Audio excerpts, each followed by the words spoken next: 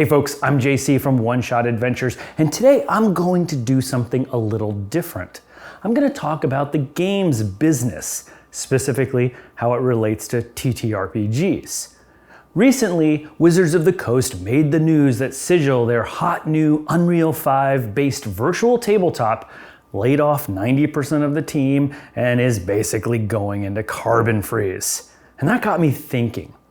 But first, as a disclaimer, I've never played or used Sigil. I was surprised when they announced it as being built on a AAA game engine that required a gaming PC, but it did look beautiful and I could totally see what they were trying to accomplish with it to monetize their player base. Now, as a second disclaimer, I've worked almost 30 years in the video game industry, including on some big free-to-play titles where the word monetization was thrown around like a goblin in an owlbear circus. Yes! Monetization! Oh!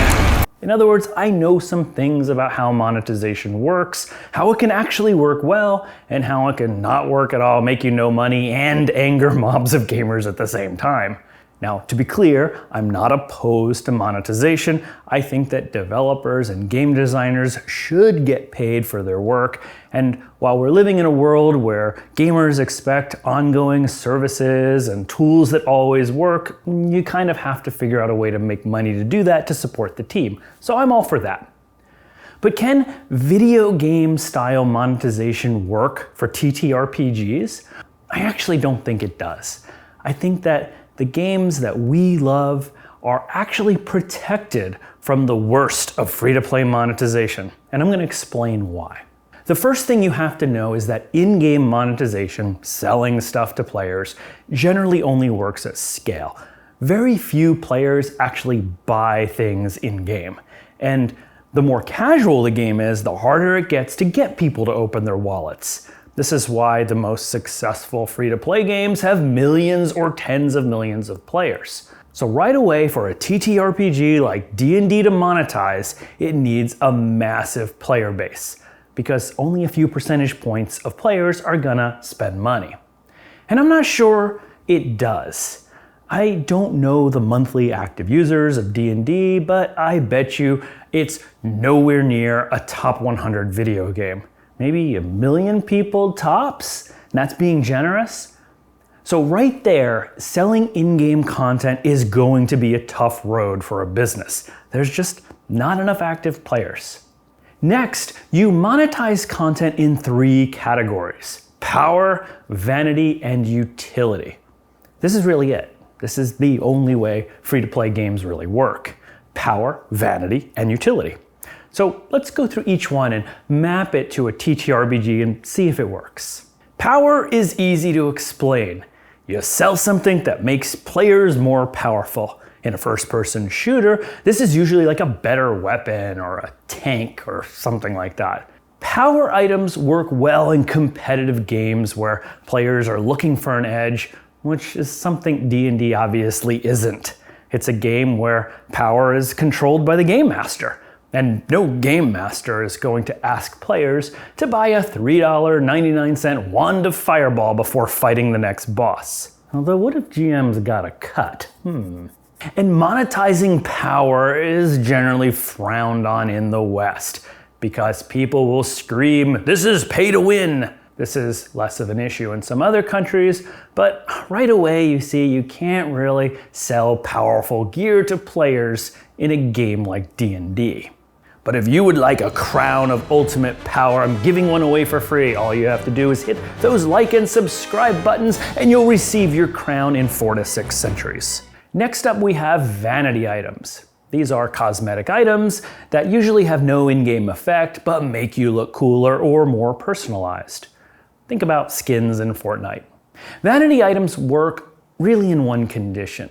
The game has to be very big and very social, so that buying a new cosmetic item makes you stand out from the crowd or lets your personality show among lots of people. And again, D&D has an issue here because D&D groups are small. There's only a handful of players, and players tend to only play one character at a time for quite a length of time. So sure, you might get some players who pay for a cool wolf cloak, but they aren't going to buy lots and lots of vanity items.